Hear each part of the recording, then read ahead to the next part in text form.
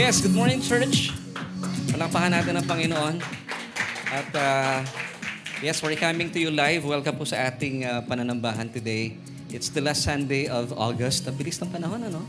At pwede nyo nang batiin ang mga katabi ninyo ng Merry Christmas. Happy New Year! Happy New Year! Ang sarap, ano? Tomorrow ay first day ng September. Ang bilis ng panahon, no? Suot na ni Tita yung pamasko niya. Suot mo na yung pamasko mo. Hindi, si Tita laging, every Sunday talagang mukhang talaga groovy. Are you blessed, church? Talaga? Pwede bang bigyan natin ng mataas na, o malakas na palakpak ang Panginoon? Because He is worthy to be praised. Amen? Sarap, no? Ang sarap po talaga na tayo po'y magsama-sama sa presensya ng Panginoon. Dito na lang, Ate Jackie. Yan, at my name po is Laverne Ducot. Maraming salamat po for joining us. Sa mga bisita natin, kami po ay nagagalak at kayo po ay sinasamahan kami today. Tingnan nyo kayong paligid ninyo, tingnan nyo yung katabi ninyo, di ba? Amoy Pasko na yan. Di ba? Iba, amoy ng Pasko no? Excited na ba kayo for Christmas? Amen? Sa kabila po ng mga samot-saring kinakaharap natin, ay gayon pa man, sabi nga po ng Biblia, even though the world is getting darker and darker, but the church is getting brighter and brighter each day. Amen. At ang theme po natin for this year ay tayo po ay magliliwanag. Yung liwanag ni Kristo ay makikita sa atin. Kahit nasamot-sari mga problema at talaga namang madidilim na mga pagkakataon sa buhay ating nararanasan, pero ang ating po mga buhay ay magliliwanag dahil sa Panginoon. Amen? So, kung kayo po ay first time na kasama namin, please do come in person. Every Sunday kami po sumasa nyo ng alas 10 ng umaga. So please, join us on-site kasi mas maganda yung on-site. Makita nyo mga kapatiran ay talaga naman naggagandahan at amoy Pasko na. You could join us every Sunday at 10 a.m. sa Unit 114, Tia Maria Sarao Building, CV Star Avenue, Pamplona, Dos Las Piñas City. At tayo po sama-samang sumamba sa Panginoon. At excited na po ako ibigay sa inyo ang message for today. At tayo po muna ay dumako sa panalangin. O Diyos, we thank you so much once again for giving us this opportunity to worship you and to serve you today.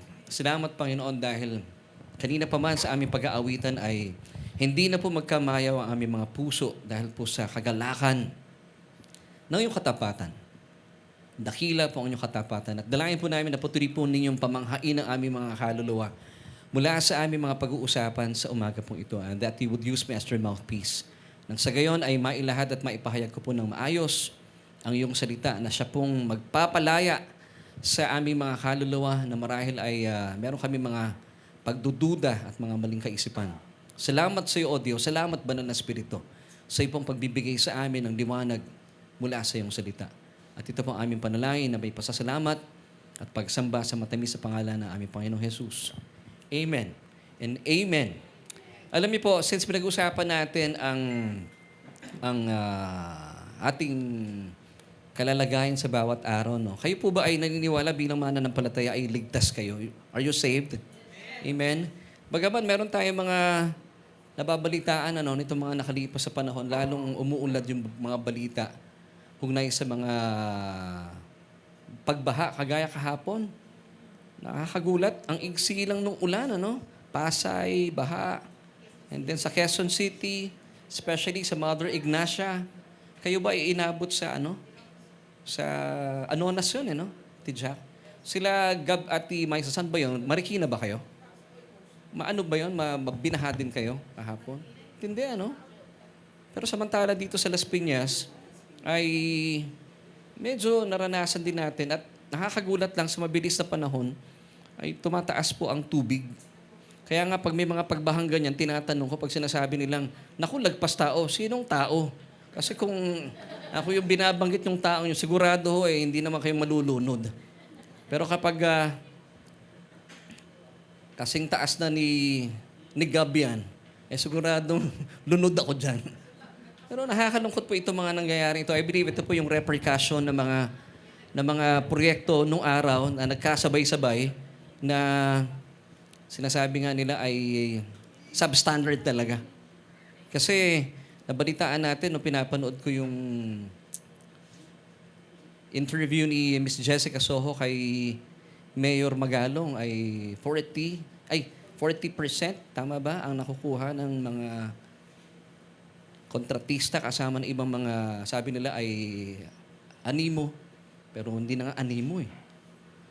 Ang mga mambabatas samantala 60% na lang ang naisasagawa doon sa mga flood control project. So sa 100 pesos na lang yung 40 pesos na pupunta sa bulusa, yung 60 pesos, yun lang po, o dapat 100% ay napupunta sa proyekto. So kaya po inaasahan talaga itong mga kaganapang ito na mga substandards po yung mga proyektong kanilang ginagawa. Well, pag-uusapan natin yan, para nang sa gayon ay makita po natin sa kabila po ng mga ganitong mga bagay, ang mga mananampalataya, tayo po ay mga ligtas po rin. Mga anak, pwede palakas ng ano lang, ng ano ko dito, ng monitor. And today, pag-uusapan po natin about sa kaligtasan dahil ako ay nagpapasalamat sa mga anak ko dahil sila po ay may mga trabaho pero hindi na rin umaalis sa bahay. Work from home sila. Malaking bagay na after ng pandemic, no? At si Aryan naman, papasalamat din ako although ang layo ng kanyang school sa NU Manila, pero yung kanyang transportation, puro LRT lang. Sabi nga, kung hindi LRT yan, naku, sigurado ko lumalangoy ka rin sa baha. Pero salamat sa Panginoon dahil bilang mga magulang gusto natin yung mga anak po natin ligtas. Amen? At usapang kaligtasan po, dahil napaka-importante sa ating mga mananampalataya, marami po mga mananampalataya sa ngayon na hindi po sigurado sa kanilang kaligtasan at tatalakayin po natin ito. Na talaga bang ang mananampalataya ay ligtas? Kasi pag pinag-uusapan po ang salvation, merong ibang mga kapatiran natin sinasabi nila, hindi sapat ang biyaya para sa kaligtasan isang mananampalataya. You need to do something. So, kailangan mong pagtrabahuhan. Narinig niyo na po yon. Kailangan mong pagtrabahuhan ang iyong kaligtasan. At ang isa po sa mga ginagamit nilang talata dito, it's found in Philippians chapter 2, verse 12. Kaya po yung ating message for today, it's work out your salvation. So, ito po, pag binabasa po ang talatang ito, na kung saan ay nakapaloob po itong title natin ito, no? Work out your salvation. So, let me read yung ating key verse muna para maintindihan natin. It's found once again in Philippians chapter 2, verse 12. Therefore, my beloved, so pag sinabing beloved, yung si Apostle Pablo, in this passage, was talking to the believers, mga mananampalataya. Kaya, beloved, as we have always obeyed, not as in my presence only. So sabi niya, napakabuti ng mga kapatiran sa Philippians. Kahit wala ako, talagang sumusunod kayo sa mga panuntunan na binibigay ko. But now, much more in my absence, work out your own salvation with fear and trembling. So dito po, ang sinasabi ng mga maraming mananampalataya, na hindi sapat ang biyaya, hindi sapat na ikay mananampalataya. You have to do something pa. Kailangan pang dagdagan for you to maintain salvation. Now, ito po yung question natin for today. At sa mga nanonood sa atin online, gusto namin marinig ang sagot po ninyo. Pwede nyo ilagay sa ating comment section. Is Philippians chapter 2, verse 12 telling us we need to work for our salvation. So, once again, Therefore, my beloved, as you have always obeyed, not as in my presence only, but now much more in my absence, work out your own salvation with fear and trembling. So mamaya, ay alamin natin, ano ibig sabihin ng with fear and trembling? Pero for now, alamin natin, ano yung sagot na kailangan ba talagang pagtrabahuhan ang ating kaligtasan? Now, let me tell you, church, sasagutin na natin kaagad, hindi po sinasabi sa passage that you have to work for your salvation. Ang sabi ng talata, work out. Praise God, di ba? Meron ng sumisenyas dito ng mga nagbubuhat ng kanilang mga barbell para lumaki yung kanilang mga muscle. Alam mo yung mga muscle ninyo? Now, truth to think about, when God says, work out your own salvation, it simply means let the world see the manifestation and testimony of your conversion in Christ. So pag sinabing work out, God has put something in you. So yung may pinasok siya, so meron kang i-out. Nakuha niyo po yan? Once again, God has put something in you. Kaya meron tayong i-out. Di ba? Kapag tayo po'y kumakain, meron tayong kinakain in a matter of time. Pasintabi po sa mga kumakain. Hindi ko alam bakit ko nasabi itong illustration na ito. Pagdating ng kinaumagahan, ikaw ay mayroong i-out. Di ba? So yun po ibig sabihin ng work out your own salvation. At bilang mga mananampalataya, tayo po, you have to be conscious na bilang isang mananampalataya, ikaw ngayon ay isa ng bagong nilalang. Sabi mo sa katabi mo, ikaw ay isa ng bagong nilalang. Bago. Now, dito po nagkakatalo ang mga mananampalataya because some believers still believe na meron silang two natures. Hindi po totoo yun. Pag ikaw ay isang mananampalataya, you've got one nature. And today and forevermore, you are partakers of God's divine nature. Wala na po yung sinful nature. Pinako na kasama ni Kristo, namatay na kasama ni Kristo, at tinilibing na kasama ni Kristo. At nung nabuhay maguli si Kristo, you have to reckon yourself to be alive in Christ Jesus. So bilang mga mananampalataya, isa lang po ang nature natin ngayon. Wala na po yung sinful nature natin. Wala na. Ulitin ko ipinako ng kasama ni Kristo, namatay ng kasama ni Kristo, inilibing pa kasama ni Kristo para hindi na bumangon. And then, nung nabuhay maguli si Kristo, kasama tayong binuhay. And that's why 2 Corinthians 5:17 tells us, therefore, if anyone is in Christ, take note church if anyone, sino mang na kay Kristo in. Pag sinabing in, English, magkaroon po tayo ng review at meron tayong English teacher po dito, si Teacher Nelly. Pag sinabing in, it's a preposition of location. Ano ibig sabihin ng preposition of location or place? It tells you, review po ito sa mga baguhan natin at sa mga dati na natin kasama. It tells you where you are. Nasaan ka ngayon? You are now in Christ Jesus. Di ba pag binabasa natin sa Bible in the New Testament, believers today is in Christ Jesus. Also, it tells you what you are. Kagaya na sinabi ni Brother Joel kanina, we are the righteousness of God in Christ Jesus. So yun ang ating kalagayan. We are the righteousness of God in Christ Jesus, and we are in Christ Jesus. That's why every time God looks at you, siya po ay natutuwa. Hindi siya disappointed sa'yo. Nakasmile ang Panginoon. Kung meron po siyang pitaka, lagi kong ginagawang illustration, pag bino po sa kanyang pitaka niya, nakikita niya, uy, yung mukha na aking anak, si Jackie, si Josie, yan. Dalawa kasi Josie dito Tita Josie, yung aking Joy. Sino pa ba? Nakikita niya. At nagagalak ang Diyos sa atin. So tanggalin po natin sa isipan natin na disappointed sa inyo ang Diyos. Hindi po pwede ma-disappoint sa inyo ang Diyos. Kung kayo po'y mananampalataya, pag minamasdan ka niya, nakikita niya ikaw kay Kristo. Kaya may dahilan siyang mag-smile. So tanggalin niyo na po isipan niyo sa maling katuruan na para bang ang Diyos nakasimangot si Tatalino. Kilala niyo si Tatalino? Para bang lagi siyang disappointed pag nakatingin sa iyo haba ng kanyang goatee. Parang si God na gumagano, nagagalit. So, hindi po ganun ang Diyos natin. At hindi po ganun kapangit ang Diyos natin. Napakagandang lalaki po ng Diyos natin. Amen. At hindi din po siya mukhang matanda. Wala pong tumatanda sa langit. Okay? So ngayon po, once again, 2 Corinthians 5:17 is telling us, therefore, if anyone is in Christ, you are now in Christ, you are now a new creation. Bago ka nang nilalang. All things have passed away, including your old self. Behold, pag sinabing behold, dito problema na mananampalataya, hindi marunong mag-behold, hindi alam maging aware. Or, in other words, be conscious. All things have become new. Wow! Praise God. So, ibig sabihin, para po ito sa mga baguhan natin kasama, tayo po'y binubuo ng tatlong sangkap sa ating pagkatao. Halimbawa, si Laverne po ay merong espiritu, may kaluluwa, at may katawan. Nung tinanggap natin ang Panginoong Hesukristo, ang naborn again po sa atin yung espiritu. At nung tinanggap natin si Kristo, ang banal na espiritu ng Diyos ay sumasa atin sa ating espiritu. Okay? So, ang naborn again po sa atin yung spirit. Kaluluwa po, walang nagbago dito. Pero kapag siya po'y nakakapakinig ng tunay na mensahe ng Ebanghelyo, ang nagkakaroon po dito, kung ang inyo pong espiritu na tinanggap mo si Kristo ay nagkaroon po ng tinatawag na justification, dito naman po sa inyong kaluluwa, pag nakakapakinig kayo ng tamang mensahe ng Ebanghelyo, ang proseso pong nagaganap dito ay sanctification. Dahan-dahan po kayong binabago sa wangis na ating Panginoon Hesukristo. Sanctification. Amen? At pag nangyari na po yung rapture of the church, magkakaroon na po ng glorification. Ito po ay biglaan. Yung sanctification, biglaan. Kung tinanggap mo si Kristo, automatic yun. Yung sanctification proseso, dahan-dahan po yun. That's why you go to church, magba-Bible study po kayo.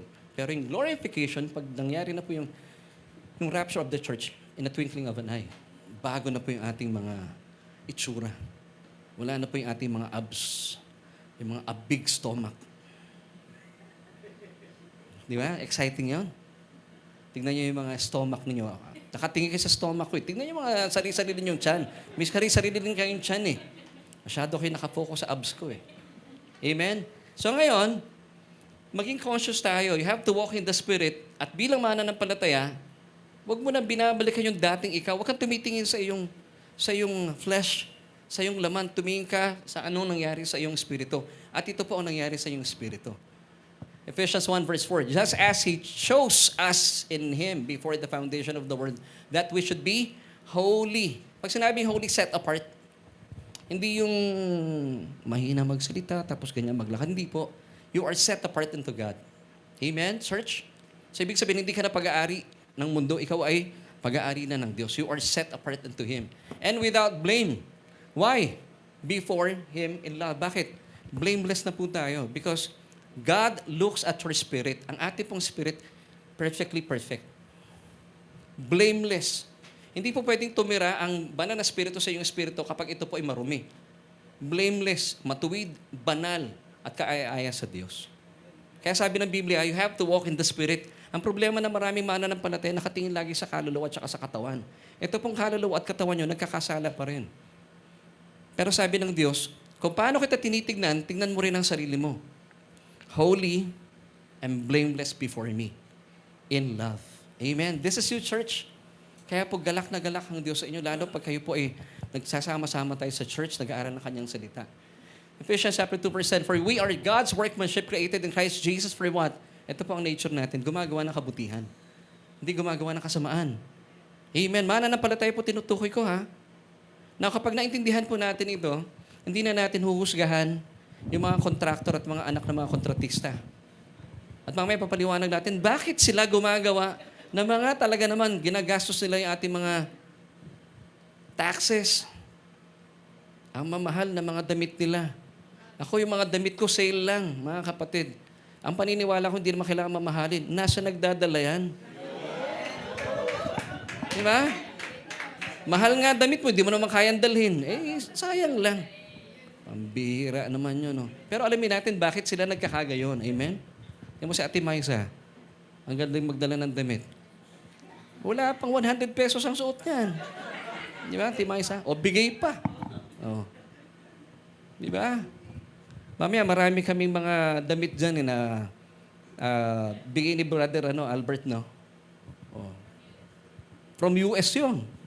Mga may-ari yata ng mga namatay. Gusto nyo, pamimigay namin sa inyo mamaya. Libre yun, walang problema. Tuloy natin. Which God prepared beforehand that we should walk in them. Pag sinabing that we should walk in them, di ba ikaw ay binago na ni Kristo? Be conscious na ikaw na ito. You have to walk in this truth. Ibig sabihin, i-apply mo na that you are set apart unto God, you are holy and blameless before God. So ito yung sinasabi ng Biblia. This is your church. Titus 2:14, who gave Himself for us that He might redeem us from every lawless deed and purify for Himself His own special people. Tingnan mo, tingin sa atin ng Diyos, own special people. Hindi po kayo pangkaraniwang tao. Kayo po ay hindi pangkaraniwan. You're uncommon. Pag sinabing uncommon, holy. Yun po yung kabaligtaran ng common. We are holy. Zealous for what? For doing good. So ito tayo. Amen, church? Ito tayo. Now, ito pong paggawa natin ng mabuti, huwag kayong mag-alala. Ang Diyos po ang kikilos para sa inyo because kapag ang banal na spirito ang nasa inyo, wala kang magagawa. Dati, nung ikay makasalanan, nung wala ka pang relasyon sa Diyos, alipin ka ng kasalanan.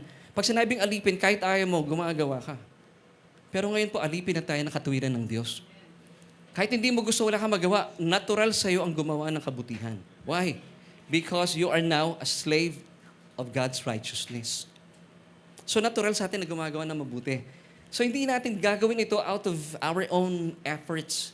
Kasi sabi ng Philippians chapter 2, verse 13, kasunod ng ating key verse kanina. Ayan, anak, pakiligin nga doon sa 2:13. It is God who gives us the power para gawin ang kanyang kalooban.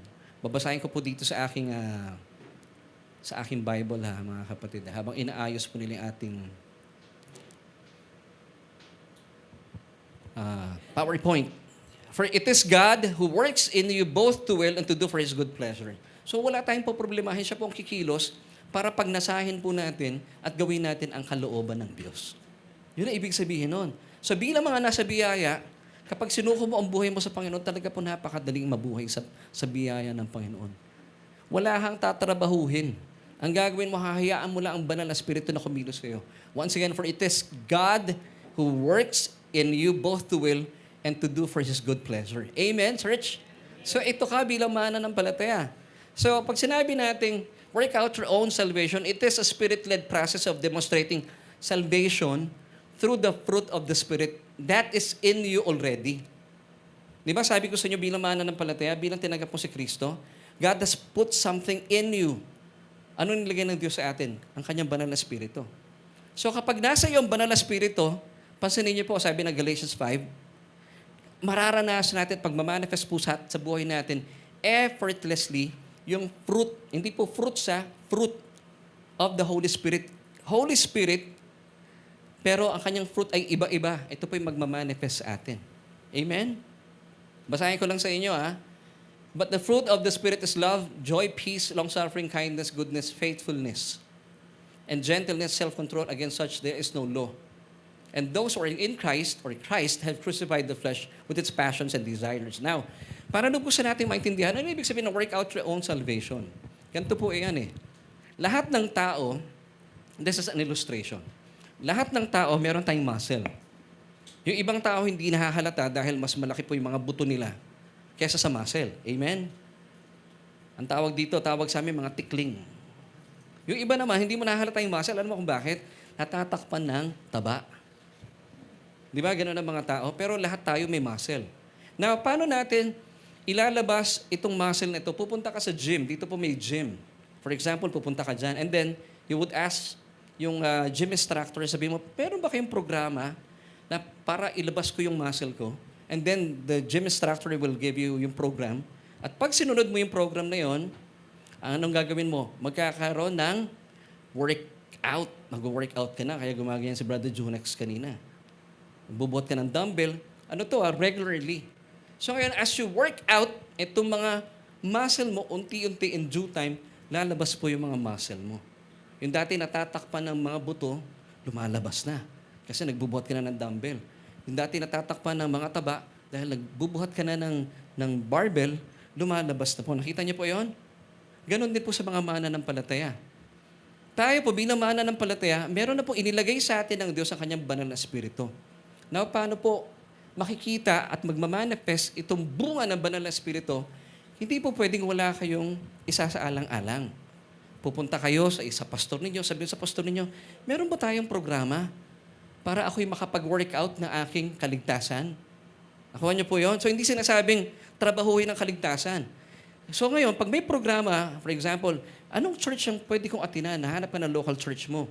Ibig sabihin, regularly, a-attend ka ng church, may Bible study. So, pag ito po isinunod ninyo, nag-workout ka na.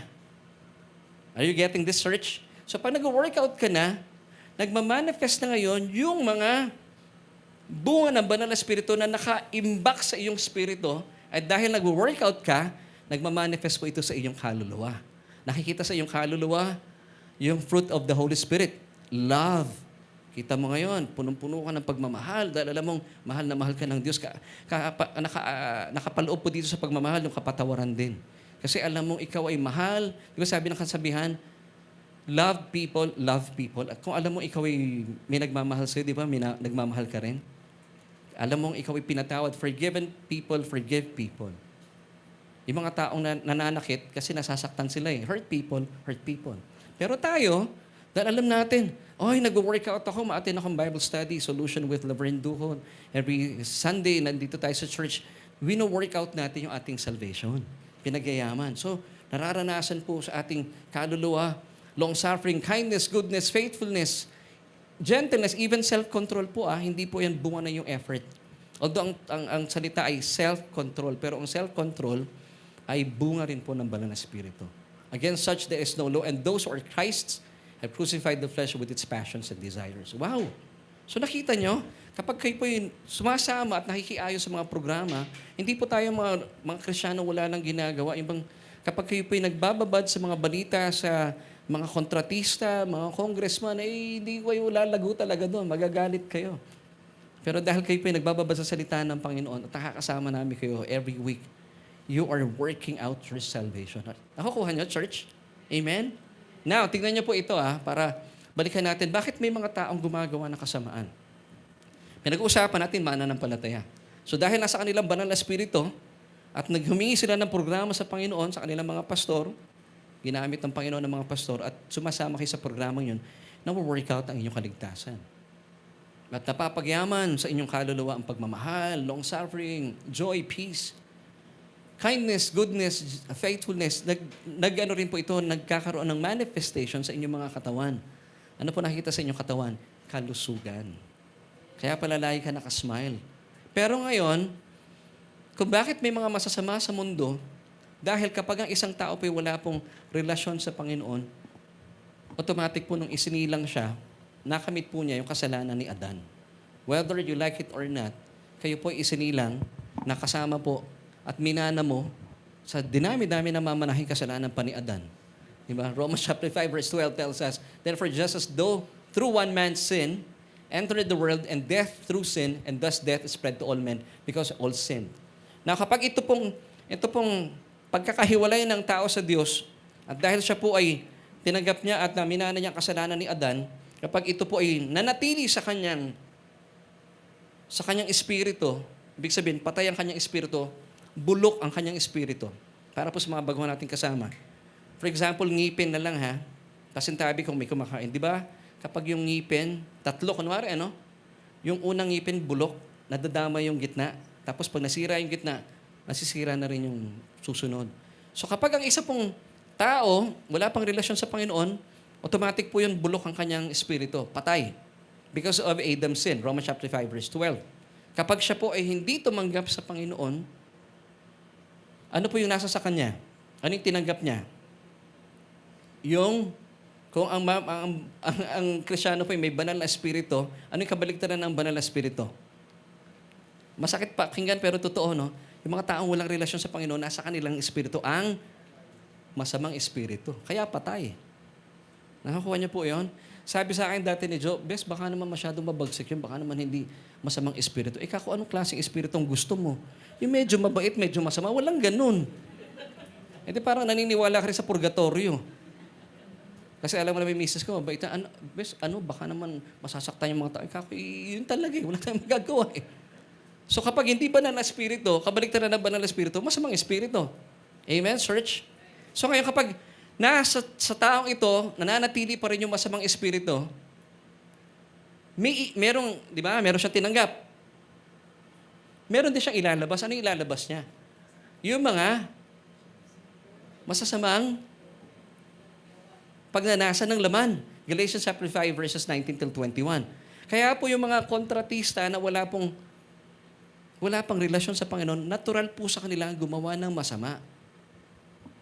Natural yung wag kayong nagugulat. Of course, nararanasan natin, nagagalit tayo sa kanila, pero kapag naintindihan natin, wala sa kanilang banal na espiritu. And that's why, sabi po ng verse 19 ng Galatians 5, now the works of the flesh are evident, obvious, which are adultery, fornication, uncleanness, lewdness, idolatry. Alam mo yung idolatry? Kapag sa mga nanonood po ngayon, kapag kayo po hindi tatanggap sa Panginoon, kapag worship nyo ang anuman, tao man yan o pera man yan, that's idolatry. And sorcery. Alam niyo yung sorcery, witchcraft? Alam niyo po ba yung mga manipulative na tao? That's also sorcery. Yung mga taong pag hindi napapagbigyan yung gusto, nagagalit, that's manipulative Manipulative spirit. That's sorcery. Witchcraft pala yun. Hatred, contentions, jealousies. Hindi po gusto ng Panginoon tayo po yung selosa. Outbursts of wrath, selfish ambitions. Yung iba talagang gusto lang talagang, hindi ko maintindihan, Nasa iyo man lahat ng pera, tapos, mamahalin man ang supang, tapos, anong mangyayari? Nakikita mo yung Kaya po nila nagagawa yon. Sinasabi ng ibang tao, bakit hindi ko maisip? Kasi hindi po nila alam yung trichotomy. Kaya po nila nagagawa yun kasi patay yung espiritu nila. Kaya po wala silang nararamdaman sa kanilang mga kaluluwa. Actually, ang tamang term, halang yung, di ba ginagamit natin halang yung kaluluwa? Kaya po halang yung kaluluwa dahil patay yung espiritu nila. At nagmamanifest po yung kanilang kasamaan sa kanilang katawan. Kasi hodang binabaha yung kanilang kababayan, basta naglilibot kami sa iba-ibang sulok ng mundo at bumibili ng mamahaling mga damit, wala kaming pakialam. Ito po ang taong masakit mang isipin, pinananahanan ng masamang espiritu. Bakit? Wala po silang relasyon sa Diyos. At kapag mga tao po pinananahanan ng masamang espiritu, nakapasok sa kanya, inangkin niya yun, minana niya sa pamagitan ng kasalanan ni Adan, ilalabas niya, masasamang bagay din. Ang tawag po dito, works of the flesh, mga pagnanasa ng laman. Now, verse 21, envy. Di ba? Yung iba kaya, envy, at sa Tagalog na envy, inggit, di ba? Sa ating mga mananampalataya, dapat walang ganun. Kasi actually talagang walang ganun. Kasi you have the Holy Spirit in you. Pag sinabing envy, siguro nakikita nilang ibang influencer, no? Bakit mas mahal yung binili niyang bag, ah? Mukhang dapat tapatan ko ng Birkin. Yung Birkin pala, gawa pala sa buhaya yun, ano? Tama? Tama po ba? May mga influencer ba dito? Buhaya pala yun, gawa sa buhaya. Naiinggit sila, dapat tatapatan ko yun, eh. Murders, drunkenness, revelries, and the like of which I tell you beforehand. Just as I also told you in time past, that those who practice such things will not inherit the kingdom of God. This is the works of the flesh. Remember, one time may lumapit kay Jesus, yung isang mayamang binata, and then he asked the Lord, Lord, what must I do? Makita niyo po emphasis niya, what must I do to inherit the kingdom of God? Anong sinabi ni Jesus sa kanya? Hindi sinabi ni Jesus, tanggapin mo ako bilang Panginoon at tagapagligtas. Anong sinabi ni Jesus? You know the 10 Commandments. Fulfill them. Sabi pa nga nung binatang lalaki, alin dun? Master. Sabi ni Jesus, lahat yun. Kasi sabi niya, lahat. Nagawa ko na yun. From my childhood. Nagawa mo na pala lahat. And then, the Lord gave him isang matinding commandment. Love of money. Number 1, sablay na siya kagad doon. Sabi niya, lahat na ari-arian mo, ibenta mo, yung pinagbentahan, ipamigay mo. Anong ginawa ng binatang mayaman? Umalis ng malungkot. Bakit? Yung first commandment, hindi niya nasunod. Thou shalt not have other gods before me. Anong Diyos niya? Pera. So ngayon, kung kayo po, sinasabi nyo, kasi maraming mayaman ngayon, akala nila, as long as nagbibigay sila sa charity, okay na yon. They could earn their salvation. No. Wala pong pwedeng mag-earn ng salvation. Hindi po totoo yung sinasabi ng ibang tao na hindi sapat daw ang biyaya. Sapat na sapat po ang biyaya. At ang ating Panginoong Hesukristo mismo ang biyaya. Siya ang sanhi kung ba't tayo po inaligtas. Wala kang pwedeng iambag. Malinaw po yan sinasabi ng Biblia. Amen. So, once again, ano ibig sabihin ng Philippians chapter 2 verse 12? Kailangan ba natin may gawin sa ating kaligtasan? To work out your own salvation? It's not about working for salvation, but this is good news, church. Working from the foundation of salvation, that is already yours in Christ. So tayo po bilang mga ligtas na, gumagawa tayo ng mabuti, kasi lumalabas sa ating natural yung kabutihan, hindi para maligtas. Ligtas ka na. Yung paggawa mo ng kabuti ay bunga ng iyong kaligtasan. Amen? Are you getting this, church? So hindi tayo gumagawa ng mabuti, hindi ka nagbibigay, hindi ka tumutulong sa kapwa mo, hindi ka naging pagpapala, iniisip, hindi kailangan ko i-earn yung salvation. Walang ganun. So tayo po, natural at likas na gumagawa tayo ng mabuti dahil alam mong ligtas ka na. Nakita niyo yung difference? Ito po yung manifestation at testimony ng iyong salvation. Amen. At ang ginagawa mong ito ay hindi po effort na gagaling sa inyo. For it is God, sabi ng Philippians 2:13, who works in you both to will and to do for His good pleasure. Now, balikan po natin itong Philippians 2:12. Meron po ditong nakasaad, you have to work, di ba? Work out your own salvation with fear and trembling. Nadaanan ko lang po ito. Yung pong fear and trembling, hindi po ibig sabihin ito na natatakot ka at may pangamba. So let the Bible interpret itself. Pag sinabing fear and trembling, it means with joy and gladness, reverence, and excitement. So tayo, di ba, gumagawa tayo ng mabuti na kayo po ba'y napipilitan? Hindi. Pag naglilingkod kayo sa Panginoon, yung kanina yung praise and worship natin, mahirap ba sa kanila ang kumanta? Hindi, nag-i-enjoy po sila. with fear and trembling.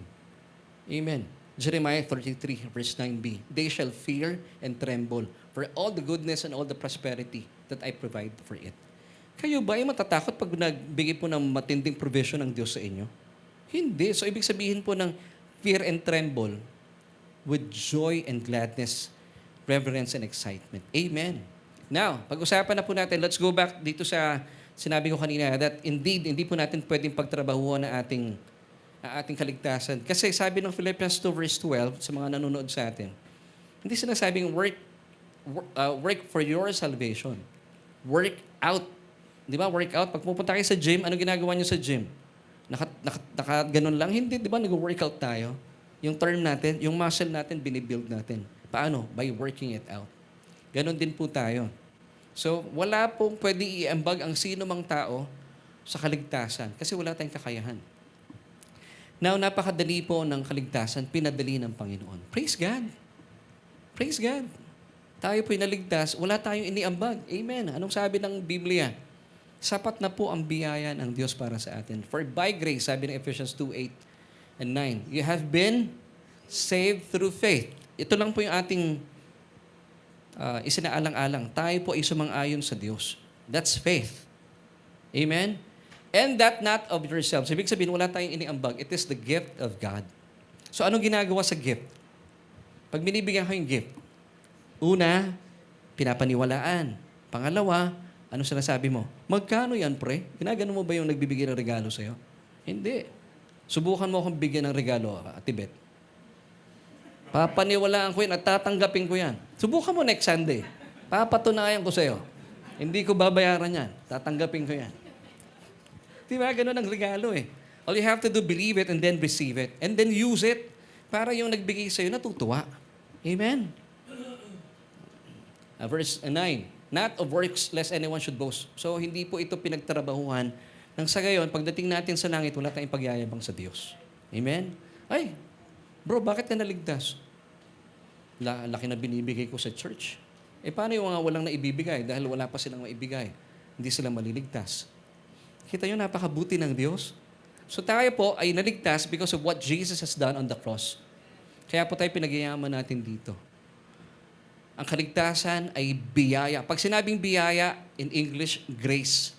Undeserved favor. Lord, hindi ako rapat-dapat sa kaligtasan. Ito kaya nga po undeserved. Unearned favor. Wala kang ginawa. Hindi ka naligtas dahil mabait ka, mabuti ka. No, it's unearned favor. Unmerited favor. Walang merit.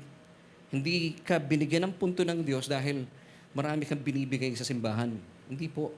Kayo po yung nagbibigay sa gawain ng Panginoon dahil alam mo, blessed ka na. Hindi para pagpalain ka o hindi para iligtas ka. Kaya po kayo nagbibigay o binibigay nyo ang inyong serbisyo sa church is because believing that you are already blessed. Amen. You are saved already. Amen?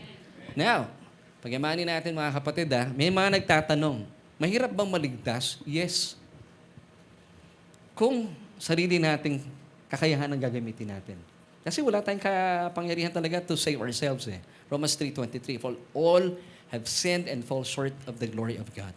Pero kung pag-uusapan natin, ang Diyos, pinadali po ng Diyos ang ating kaligtasan. Verse 24, still with Romans chapter 3.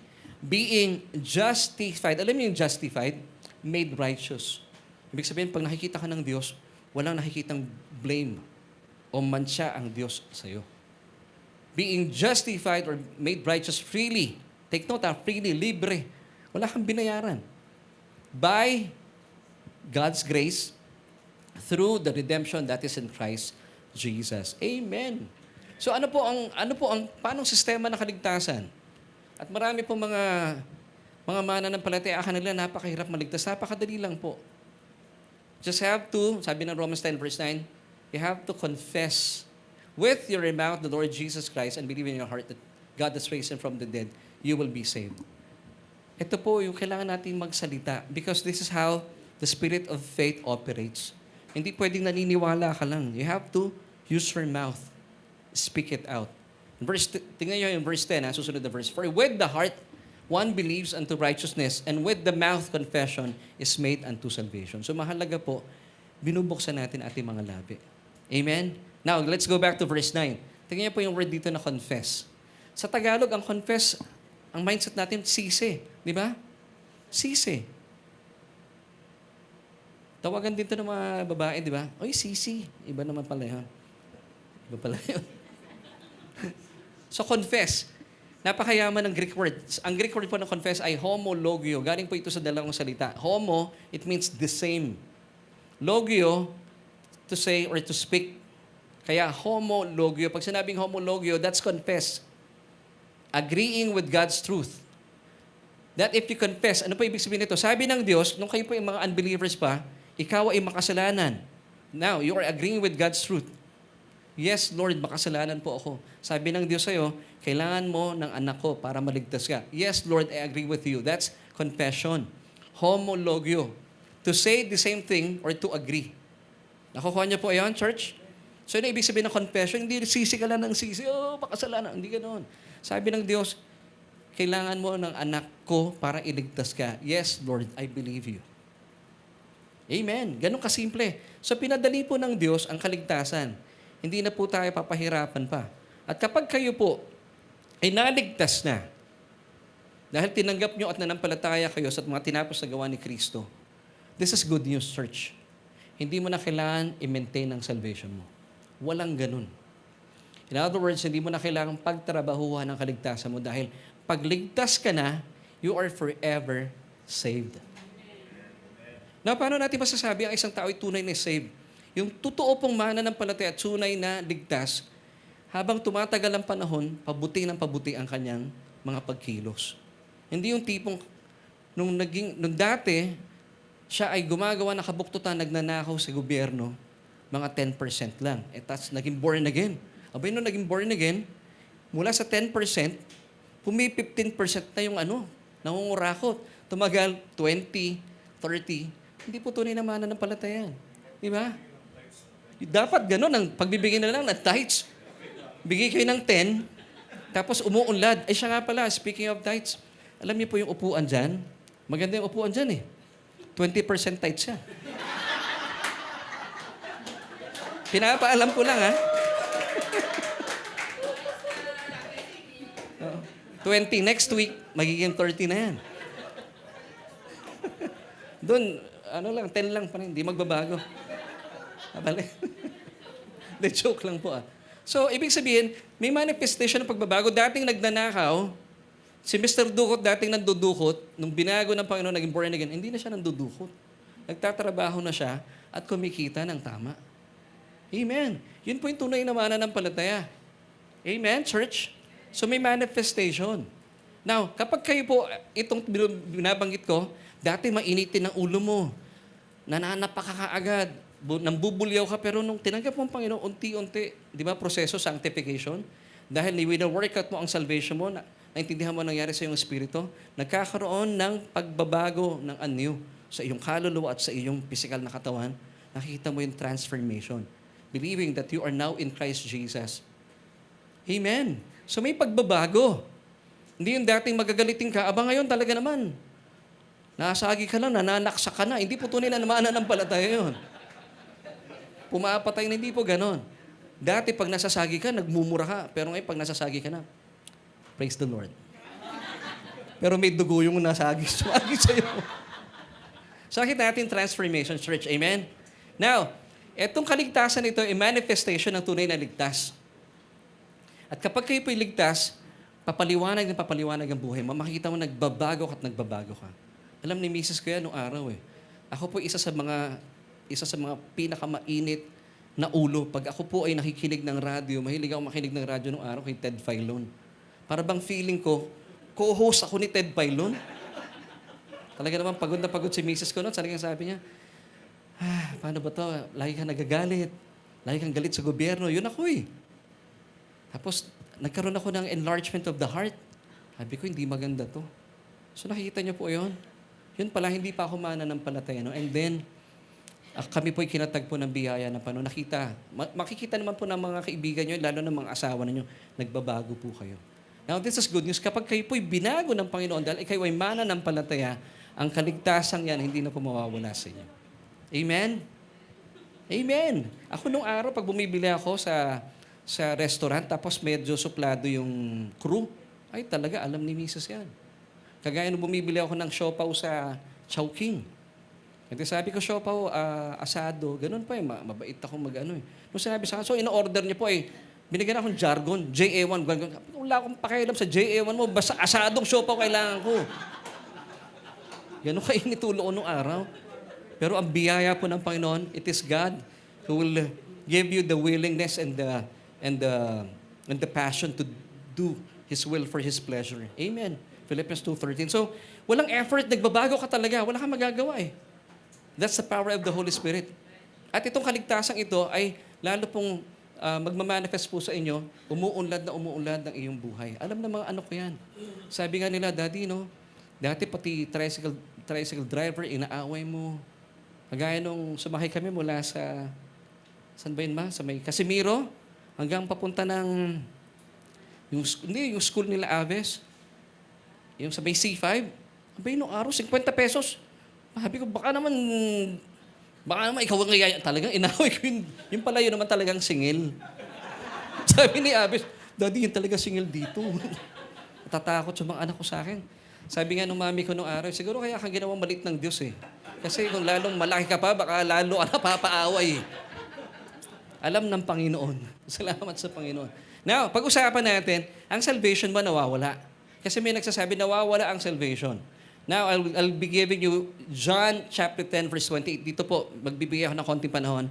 And dalayan ko po na matapos natin kagad ito. Now, yung John chapter 10, it's all about our good shepherd who is Jesus Himself. Pinapakita po dito kung paano niya kinakalinga tayong kanyang mga tupa. Amen. Pero in particular, we'll be spending time sa John chapter 10, verse 28. At ipapakita ko po sa inyo, sa biyaya ng Panginoon, na pag kayo po'y ligtas, hindi po mawawala ang inyong kaligtasan. At wala ni sino man ang makapagpapatanggal ng inyong kaligtasan. Dahil una sa lahat ng kaligtasan po, hindi nyo pinagtrabahuhan. Ito po'y isang biyaya na tinanggap at pinaniwalaan mo lang. At kapag biyaya, kaloob, wala kang pinundar. Amen? Ang ginawa mo lang, sumang-ayon ka, pinaniwalaan, tinanggap. At ini-enjoy ang kaligtasan yan. At hindi po yan mawawala. At ang kaligtasan po ay libre sa sino mang mananampalataya sa Panginoong Jesus. Hindi po ito kagaya ng tinuturo ng iba na meron lang mga partikular na tao na talagang binigyan ng kaligtasan. Ang tawag nila dito ay predestination. I don't believe that. Ito po ay libreng ibinibigay sa lahat ng mga taong mananampalataya sa Panginoon. Ganon po kabuti ang Diyos. Namatay na nga ang Panginoong Jesus doon sa krus ng Kalbaryo eh. Sabihin ba niya, may pipiliin lang ako. Hindi, nandun na eh. Hindi, kung sino man ang mananampalataya sa Kanya. Ganon kabuti ang Diyos. Nandun na eh, di ba? Okay, John 10 verse 28. Dito tayo. Pakilagay nga po doon. John chapter 10 verse 28. Pakilagay nga doon. Hindi gumagana yung aking clicker. Ayan. Gumagana na. Ayan. Sige po. And I give them eternal life, sabi po ng Panginoong Jesus. And by the way, ang Panginoong Jesus po nagsasalita dito, and I give them eternal life, and they shall never perish, neither shall anyone snatch them out of my hand. Pakilagay nga ako, Eman. Dito rin. John 10:28. Mahalaga to mga kapatid. At sa mga nanonood po sa atin, really, this is really important. Dahil kung kayo po ay meron pong pagdududa na talagang hindi, para ma-maintain kong kaligtasan ko, I have to do something about it. No. Yung Philippians 2:12 po, once again, hindi po sinabing you have to work for. No. You work out your own salvation with fear and trembling. At dito po, habang hinihintay natin ang ating mga kaibigan, na ayos yung ating PowerPoint, John 10:28. And I give them eternal life, and they shall never perish. Neither shall anyone snatch them out of my hand. Now, magkakaroon tayo ng word examination. Okay? Okay po isa yan. Pag nagbabasa kayo ng Biblia, maganda po word per word. Hingin nyo sa Banal na Espiritu, Lord, give me a revelation about this verse. Napakayaman po ng kapahayagan dito. Isa-isahin po natin. And sino nagsasalita? Jesus Himself. So, tapat po ba ang Panginoon kapag siya nagsasabi? Amen. Doon pa lang, panalo na tayo eh. Actually, kahit hindi na natin ituloy ito, panalo na tayo. Sabi ni Jesus, and So, salita ng Panginoon ito. Give, it's in present tense. So, ibig sabihin, ang puso po ng Panginoon, lagi siyang nagbibigay. Siya ang initiator, hindi tayo. Ang papel po natin, recipient lang.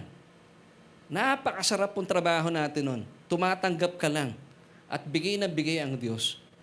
Amen, church?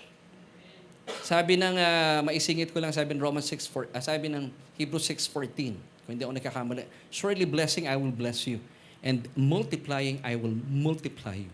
So trabaho ng Panginoon, give. It's in present tense. Hindi pa nagbigay siya, pag humingi ka, hindi niya sasabihin sa'yo, kabibigay ko lang sa'yo, humingi ka na naman. Hindi ganun ang Diyos. He keeps on giving. Ito po ang nature ng Panginoong Jesus. That's in present tense. Once again, church ha. Them. Sino yung them? Dito sa John 10 verse 28. Believers, Christians, saved people like you and me. Now, next. Eternal life. Kung nawawala pong kaligtasan nyo, sana hindi sinabi ng Panginoon eternal or everlasting life.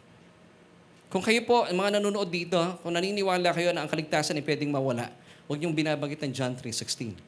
Ang sabi ng John 3:16, for God so loved the world that He gave His only begotten Son, that whoever believes in Him should not perish but have dapat temporal life lang. Eh sabi ng talata, everlasting or eternal life. So pag sinabing eternal life, in Greek, it's Zoe. Come on, church, say this with me. Zoe.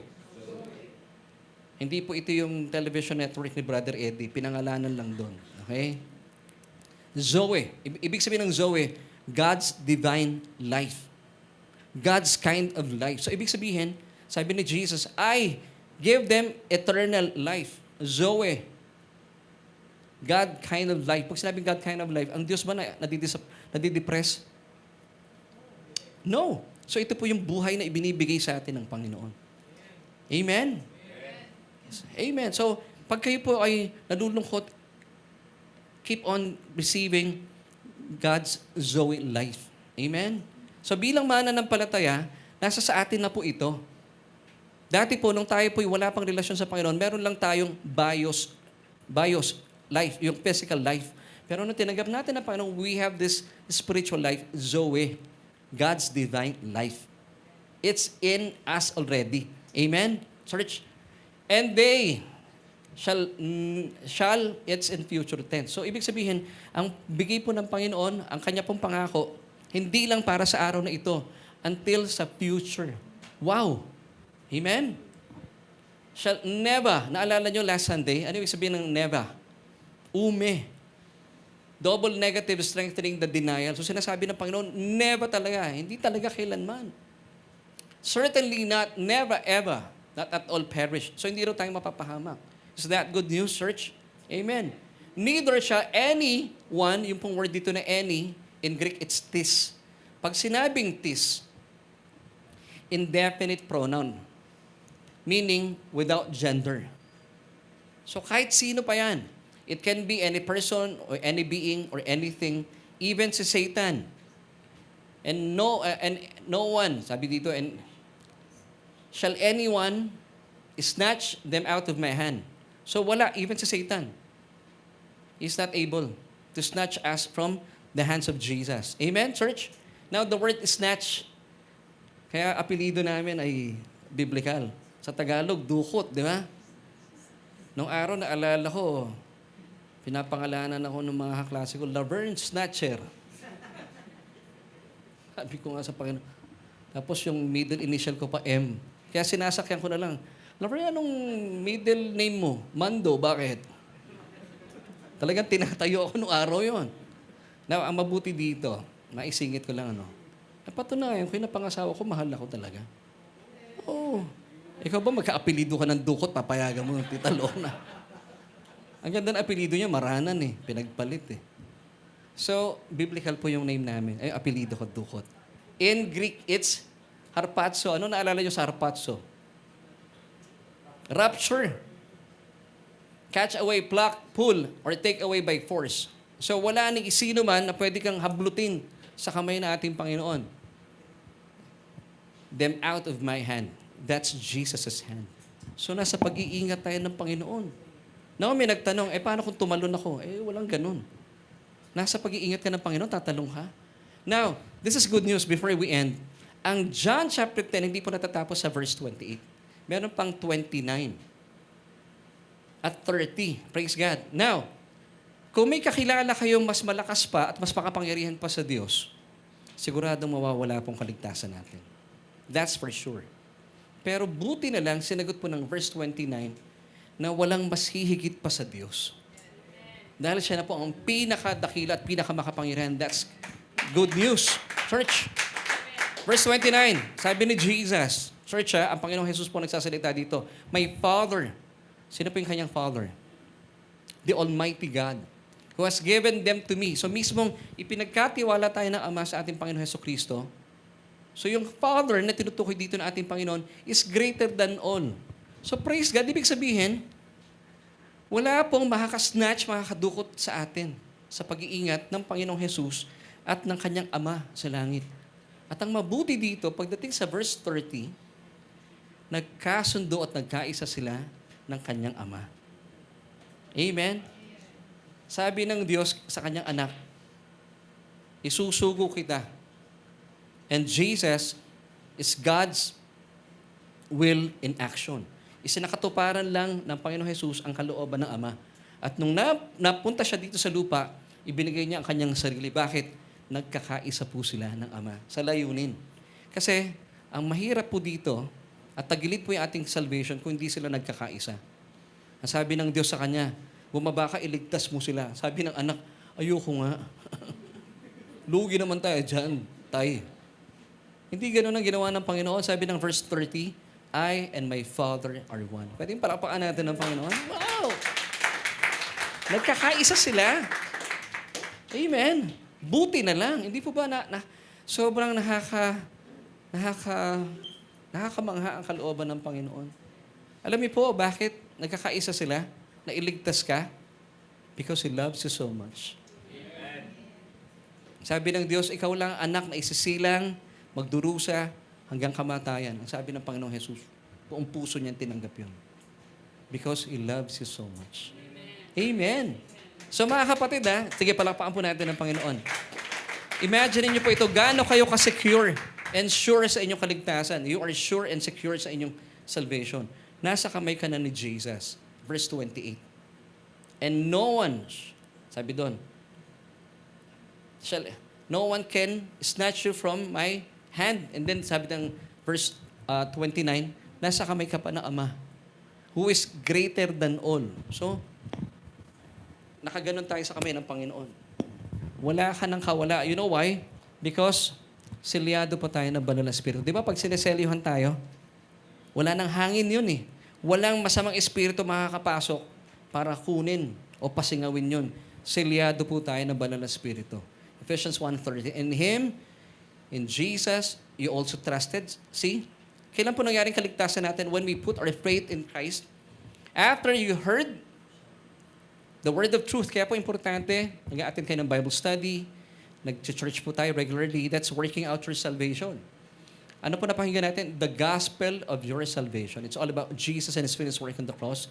In whom also, in Jesus also, having believed that tayo po nagtiwala sa Panginoon, you were, past tense, it's past tense, you were, what? Sealed with the Holy Spirit of promise. So, pag nangyari po ang rapture, at may kumakalat na balita ngayon, pero huwag niyo pong basta-basta papaniwalaan because hindi po totoo na meron pong date ang rapture. Alam niyo po ba, sa YouTube ngayon, napaka prominente ng balita that the rapture will take place on September 22, 2005. Sabi ko, tagilid dito yung propeta nagsabi nito, pag hindi nangyari to, wala nang career to. Baka magiging contractor na lang tong propetang to. Hindi natin alam. Ako po personally, ayoko ng mga date setters. Kaya nawawala ng pananampalataya ibang mga tao eh. Naku, yan na naman yan. Bakit September 22, 23? Kasi yun ang Feast of Trumpets. Hindi natin alam kung kailan. Pero definitely, Jesus will come back for us. And that's the rapture of the church. Now, if ever man, kung mangyari sa September 22, 23, okay ba kayo doon? Okay ako doon. Now, babalikan tayo ng Panginoon. Sinong babalikan niya? Yung mga binigyan na niya ng down payment. Yung Holy Spirit po, down payment yan eh. So makikita niya, pag silyado ng Banal na Espiritu, kasama tayo mararapture. Di ba? Pag meron kayong gustong bilhin, pero wala kang budget, Ano ginagawa natin? Mag-down muna ako. Di ba? Ginagawa niyo po yon. Para pag merong gusto rin bilhin yung product ninyo, hindi na nila mabibili dahil may down payment na. Ganon din po tayo. Wala na mag-aangkin sa atin. Lalo tigit sa Satanas because yung Holy Spirit po, it's God's down payment. Binayaran na tayo. Yun ang patotoo. Ako, pag meron akong gustong damit, kagagawa ko lang nito nung isang araw. At wala akong budget. Ang ginagawa ko, may ballpen ako. Kinukulayan ko yung etiketa. Para pagbalik ko, alam ko, ito yun. Di ba? Sayang sale eh. Praise God. No? Isipin mo yung mga anak ng Diyos. Ang simple lang po na mga, hindi nga luho ito eh. Di ba? Sabi ko sa misis ko eh. Di ba? Nakipansin niyo ang ganda ng misis ko? Yung papapili ko ha. Di ba? So tayo po ay kontento na sa kung anong meron tayo, di ba? Church, amen? So, once again, as we end, matatanggal bang kaligtasan po ninyo? Hindi. Nasa mga kamay kayo ni Kristo, John 10 verse 28. Nasa kamay ka pa at pag-iingat ka ng makapangyarihang Diyos Ama. And then Ephesians 1:13, selyado pa po tayo ng banal na Espiritu. Paano ka pa makakawala dito? Kaya po, bigyan natin ng papuri ang Panginoon. Amen! Amen! Now, let's go back to our question. Is Philippians 2:12 telling us we need to work for our salvation? This is our answer. No, but rather, living, yung pang Philippians 2 verse 12 is telling us, living in response to God's awesome grace that's already in you. Amen? So, nasa atin na po ang biyaya ng Panginoon. So, ito po yung ating solution for today. God has already placed all the good things in you. Amen, church? So, anong solusyon? So, let it all out. Lalabas po yan. Effortlessly. Amen? At wala pa tayong alalahanin dahil sabi na ng Philippians 2 verse 12, therefore, my beloved, as you have always obeyed, not as in my presence only, but now much more in my absence, work out your own salvation with fear and trembling. Wala po kayong dapat ikatakot because sabi ng verse 13, for it is not your strength, but it is God who is effectively at work in you. See, church, ang kikilos pa rin po ang banal na Espiritu, ang Diyos mismo. Both to will and to work that is strengthening, energizing, and creating in you the longing and the ability to fulfill your purpose for good pleasure. Praise God, church. So lahat po ng mga gagawin natin, wala po tayong iaambag. Hayaan po natin ang banal na Espiritu ang kumilos. At siya po ang pupuno ng ating mga pagnanasa at mga gawain para sa kalooban ng Diyos Ama. So you don't have to do anything for your salvation to maintain it. Wala na po kayong gagawin. You just have to work out your salvation. I-enjoy po natin kung anong meron tayo na inilagay ng Diyos. So once again, church, so let it all out. Hayaan mong lumabas lang. Nang sa gayon, makita po ng mga tao, ito po ay mag-manifest yung ating testimony na ating conversion in Christ. Amen, church? So, amen. So that's working out your own salvation. Purihin po natin ang Panginoon. Kaya po, napakabuti ng Panginoon talaga. Kapag kayo po ay nasa Panginoon, nasa biyaya, ang trabaho natin, recipients lang po tayo ng mabubuting bagay. At kapag tayo po tumatanggap ng mabubuting bagay, pansin mo, natanggap natin ng libre, hindi po mahirap ipamigay. Pero pansinin niyo po yung ibang mga taong wala pang relasyon sa Panginoon, ang pakiramdam nila, dito sa mundong ito, hindi. Pagalingan ito, diskarte. No, ginagamit nilang efforts po nila. Hirap na hirap sila magkapera, hirap na hirap silang mag-scam. Kaya hirap na hirap din po silang magbigay. Pero tayo pong nasa Panginoon, alam natin, hindi natin kailangan ng maluhong pamumuhay. Kung ano pong meron tayo, kontento na po tayo kay Kristo. Dahil alam natin, lahat ng tinatanggap natin ay biyayang kaloob ng Diyos. Wala tayong iniambag. Kusa pong dumarating. Pansinin mo, kapag meron pong dumarating sa atin na kusa, mas madali nating ibahagi rin sa ibang tao. Suglong ko lang nung panahon po ng pandemya, ng church po ay hindi po tayo nakapag-church. Pero praise God po sa inyong pagbibigay, even po yung mga kapatid natin sa ibayong dagat. Napagkasunduan po namin sa leadership noon, nakatatanggap po ang church ng panahon ng pandemya ng mga tithes and offering mula sa mga nagtitiwala po sa ating sambahan. At kinonsidera po nila ang church natin ay local church. Nakita namin sa leadership na wala kami iniambag, tinatanggap namin mula sa Panginoon. Hindi po naging mahirap sa amin na yung tinatanggap namin, nag-separate po kami ng 10%. Tawag po doon ay tithes of tithes. ibinigay po namin iyon, ipinamahagi sa mga kapatiran natin, walang trabaho at nagkasakit. Now, bakit natin nagagawa yon? Diyos ang kumikilos, hindi tayo.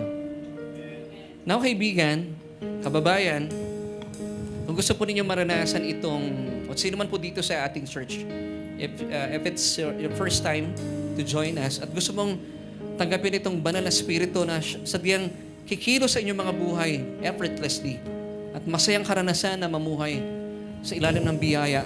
Muli po, simple lang po ang maligtas. Gamitin natin ating mga labi. Buksan natin ito.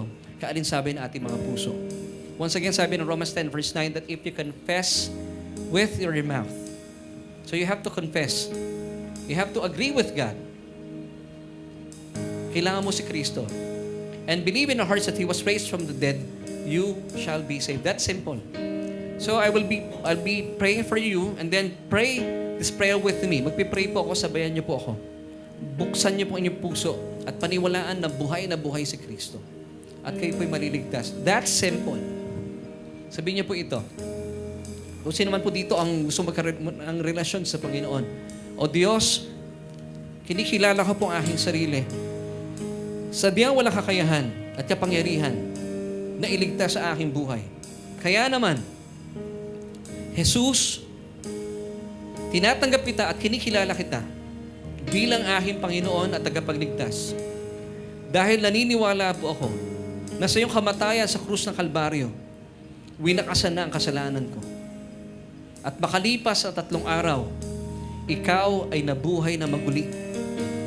Bilang pagpapatunay at pagpapatotoo na ako ay matuwid na sa harapan ng aking Ama, ng aking Diyos.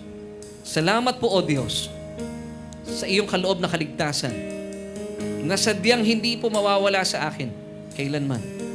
At salamat din po dahil ang aking pangalan ay nakasulat na sa aklat ng buhay. Amen at amen. Kung kayo po ay sumabay sa panalangin ito, manampalataya po kayo po ay ligtas na at hindi na po mawawala po ang kaligtasan yan.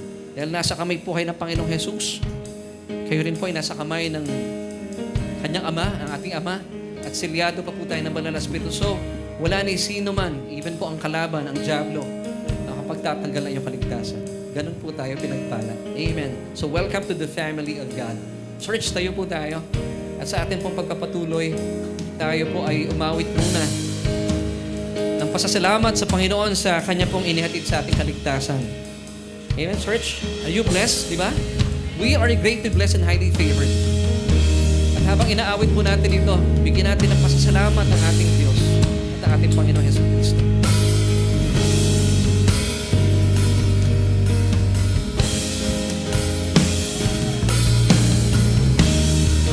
Sabay po tayo. Nararapat ka. Luwalhati at pagsamba.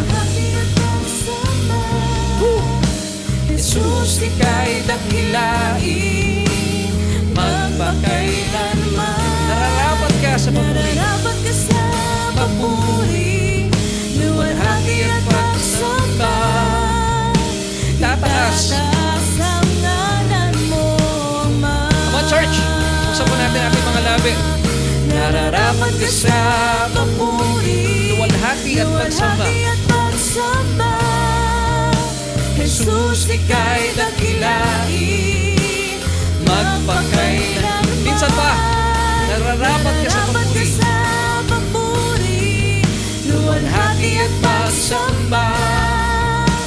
Itataas ang ngalan mo, Ama. Minsan pa, mga kapatid, nararapat ka sa papuri. Nararapat ka sa papuri.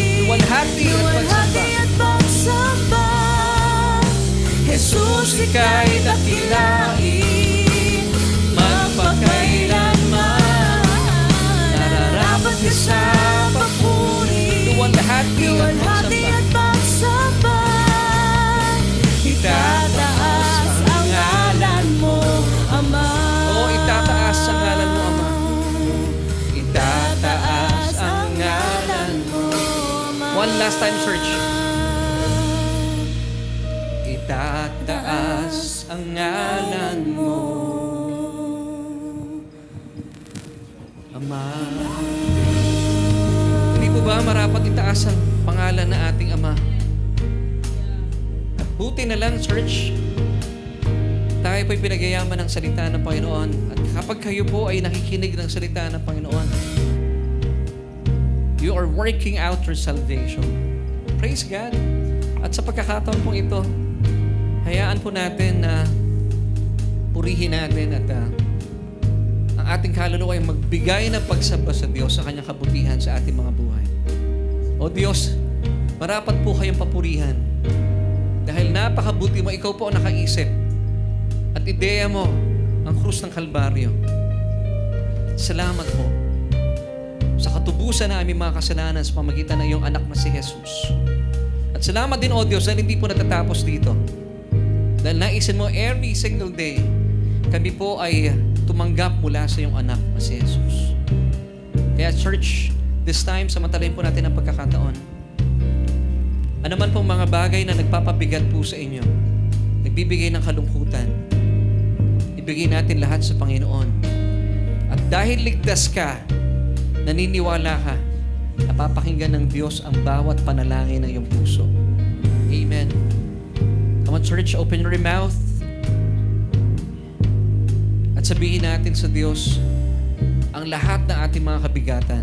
At the same time na ating mga pasasalamat. Let's thank God in advance, believing that He already provided His answers for us. Believing that He gave us already yung solution, which is found only in Christ Jesus. Come on, church. Aming Diyos, napapakinggan niyo po ang idinaraing at sinasambit na iyong mga anak. Salamat po. Dahil kami po ay malayang nakakalapit sa iyong presensya ng biyaya. At sa pagkakataon pong ito, O Diyos, minsan pa, salamat dahil sa mga pagsubok na aming kinakaharap, ay meron kami pagkakataon para minsan pa at maraming pagkakataon ay maranasan namin ang iyong dakilang katapatan mula sa iyong mga pangako. Mga kaibigan, mga kapatid, habang inilalahad mo sa Diyos ang iyong mga kabigatan, this time, pasalamatan na po natin siya dahil ibinigay na sa atin ang kanyang tugon. Aba, we thank you dahil ibinigay mo na po ang solusyon sa aming mga problema. Even Lord, yung mga nanonood sa amin online, kung kagalingan po ang kailangan nila, salamat dahil already provided healing in them, Lord. Sila man po, Panginoon, may pangangailangan sa kanilang finances. In the name of Jesus, we claim, Lord, alam mo yung pinakamabuti para sa kanila. At anuman pong problema aming kinakaharap, ngayon pa lang, Panginoon, pinagpapasalamat na namin sa probisyon at tugon at solusyon na inilaan mo sa amin. Kaya nararapat kang purihin, O Diyos. At bigyan ng luwalhati at pagsamba. Salamat sa iyo, O Diyos. And this, Lord, we pray with thanksgiving. In Jesus' name. Amen and amen. Stay blessed, church, and see you next Sunday. Maraming salamat po.